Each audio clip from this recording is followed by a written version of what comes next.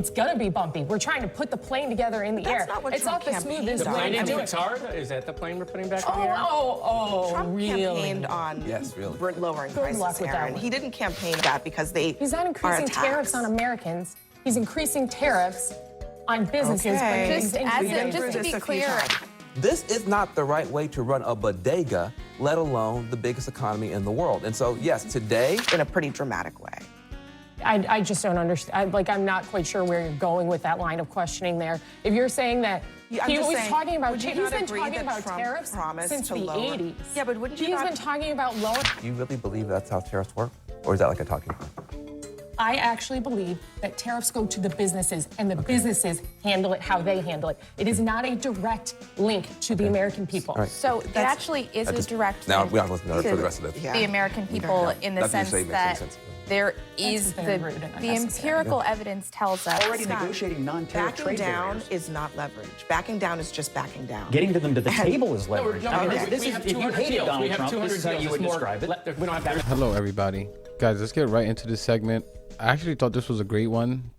I think they just refuse to bring up these couple points that are hard truths, but let's get right into it and we'll talk about it. That last soundbite was from the head of Walmart, and the news out of Walmart today is that they are going to raise prices.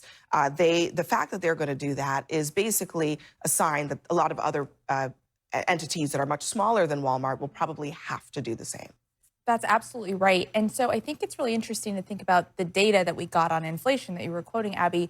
That's almost telling us about the economy of the past. It's a backward-looking indicator that tells us what prices and what price growth was like in April. But the reality is the stuff that's on the store shelves today, that's telling us about things that have been in tariff policy that was in place 2 or 3 months ago. The forward-looking indicators are what really matters. And the forward-looking indicators here are, it's not just Walmart, it's Procter & Gamble. And it is every single small business in this country who is frankly less well equipped to weather the tariff shocks than the largest retailers are. And what you're going to see over the course of the many months ahead is you're going to see substantial price increases. And they're telegraphing that to you. The budget lab at Yale that I run, we sort of crunch the numbers based on today's tariff rates, which are the highest rates in a century. We're going to see price increases of about $2,800 to the average American family. Scott?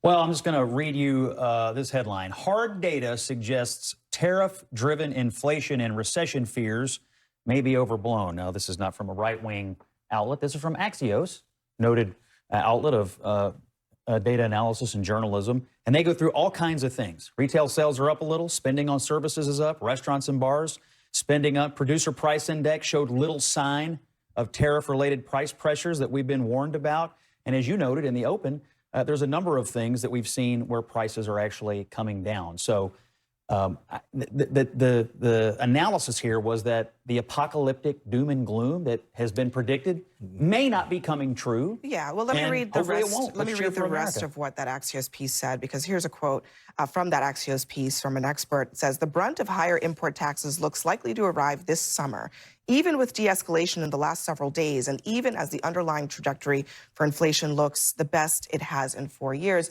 This is one of those things where, obviously, we do need to see what happens over the next few months. But it kind of reminds me of how it felt for a lot of the last 4 years when, in a lot of ways, like the data would kind of say something different from what expectations were, what people were feeling.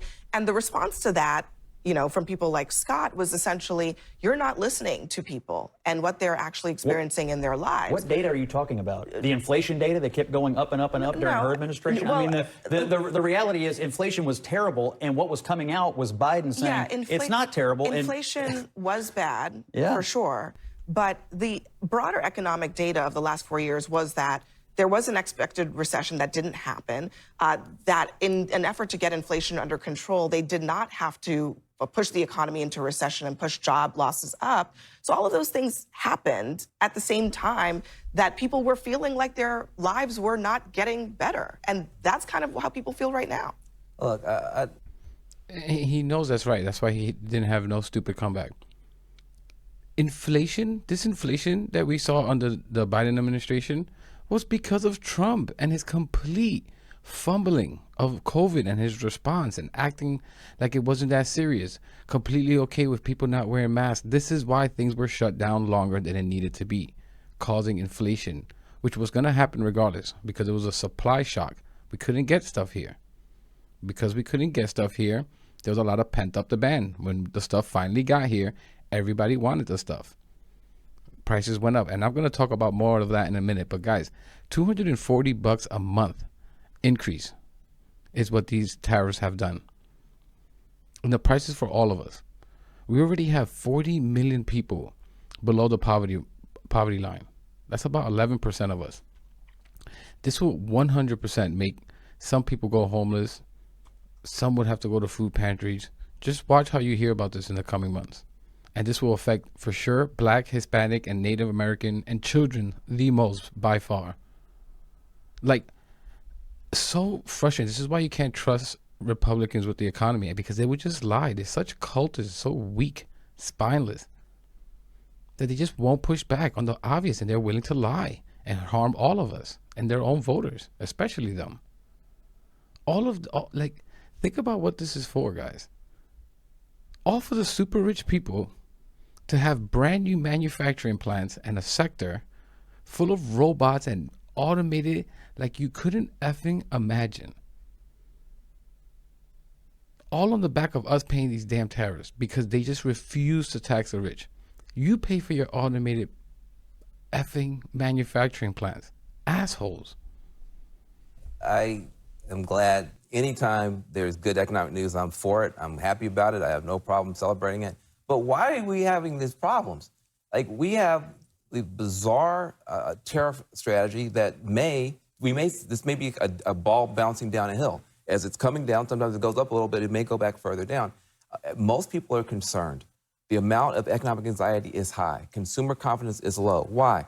Because we have self-inflicted bizarre policies from the White House that nobody can track. When Jamie Dimon doesn't know what to do, when normal household people don't know what to do, when American manufacturers don't know what to do, when people are trying to this is not the right way to run a bodega, let alone the biggest economy in the world. And so, yes, today we got some good stuff. I'm happy for it. Hope we get more good stuff. But this is a nutty, nutty way to run a country. How many times, Natasha, has tariff policy changed? Tariff policy has changed 50 times since the President Trump took office. That's amazing. And sometimes those policies have only been in place for a few hours or a few days before they're ultimately rolled back. And so we can talk about what tariff levels should be and make some arguments for what the right rate is. But the idea that the right way to implement on any sort of trade agenda is with this type of uncertainty that makes it impossible for businesses to plan or for consumers to plan is really striking. And a piece about that data, Scott, when President Trump took office in January, recession risk was about 15%. That's what it is in sort of a normal year. There's never a 0% probability of a recession. Today, recession risk is closer to 50%. Well, we did inherit a mess. I agree with you. So it's actually not an inherited mess, though, because but to your point, Scott, the economy is actually showing a lot. The first quarter of this year was the economy that Trump inherited in large part, resilient, relatively strong. And everyone expected that would continue until the tariffs. Well, I mean, look, since Liberation Day, we've had capitulation month. I mean, first of all, we've just been cleaning up his own mess. So do we give the president credit for cleaning up his own mess? But look, if things are going well now, remember, this is Joe Biden's economy. The president told us that 2 weeks ago. This is Joe Biden's economy. So this is the best news Joe Biden has had in a very long time if things are getting better. Fair. That was literally 2 weeks ago that he said that. Aaron? And guys, really quick, this is the thing about inflation. One of the things I have to tell you about this is that prices just aren't going to come down substantially. In fact, if they did, it's because we're in a recession or a depression. I've mentioned this before, but it simply means that demand has dropped so much because obviously people are losing their jobs at an alarming rate. That's what part of a recession and a depression means. And even the people that are working are pulling back spending in a crazy amount, right? An alarming rate. Prices then come down as a way to obviously induce people to buy. But then that just simply doesn't work because people don't have the money and a lot of people don't have jobs. That's when you see crazy drops, whether it be home, cars, groceries, whatever it is. The only way other than that, to see a huge drop in prices is a huge increase in supply. How the hell would a huge supply of homes or groceries come out of nowhere? Bobby, come on. It doesn't make sense. And Republicans are just willing to lie to people about this stuff. That's if Joe Biden remembers it, lest we all forget that Joe Biden should not have been president during that term. But if we want to talk about the economy here, the problem for Democrats was, to Scott's point, them not listening. They were lying to the American people, saying that the economy was better than it was and that they shouldn't believe their lying eyes about inflation. At least Trump is being level with the American people. He's like, this is going to be bumpy. This is not going to be easy, but we have to upend the system if we want to be competitive again, if we want a pro-American future, if we want to bring jobs and manufacturing back on shore. It's going to be bumpy. We're trying to put the plane together in the air. It's not the smoothest way to do it. Is that the plane we're putting back on the air? Trump really? Campaigned on Got him again. He didn't campaign on this is going to be bumpy. You just showed a graphic of prices going down. I know, but I'm saying Trump did not say it's going to be bumpy. He did not say prices are going to go up. He said prices are going to go down. And they are. As we've discussed, this economic data is retrospective. The tariff impacts have not hit yet. Are you not worried about I guess tariffs? I'm just responding to your point about facts and the truth and who's telling the truth and who's not. It does seem that Trump has kind of flipped the script on Americans in a pretty dramatic way. I just don't understand. I'm not quite sure where you're going with that line of questioning there. If you're saying that he's been talking about tariffs since the 80s. Yeah, but wouldn't you He's been talking about lowering costs, and he did it successfully Would you before. not agree that Trump promised Americans lower prices? That would be his #1 priority, was to reduce the cost of living in this country? And in order to do that, it means we have to make an economic change in this world. That. Because doing the same thing over, he has been talking about tariffs for 40 years. I guess also from a logical perspective. I don't know why all of a sudden this is so shocking that a man did what he said he was going to do. That might make sense. Maybe that's a different increasing tariffs on Americans would lower prices, but they don't do that because He's not increasing tariffs on Americans. He's increasing tariffs on businesses. Okay. Just to be clear a little bit about. One second. What you just said, do you really believe that's how tariffs work? Or is that like a talking point? I actually believe that tariffs go to the businesses, and the businesses handle it how they handle it. It is not a direct link to the American people. Right. So I like that version of Van Jones. I'm not a Van Jones fan. I've said that before because, he kind of goes with the wind. But I like this version of him. The kind of, he's trolling her, sarcastically. Like, really? That's what you believe? Okay. That's hilarious. He does it again later. But really quick, I hate when they do this. Like, we're all crazy. Trump said he was going to do tariffs. He's been talking about it since the 80s. That's the thing, is that she said that Democrats lied. The Democrats didn't lie. They knew that prices weren't going to come down drastically.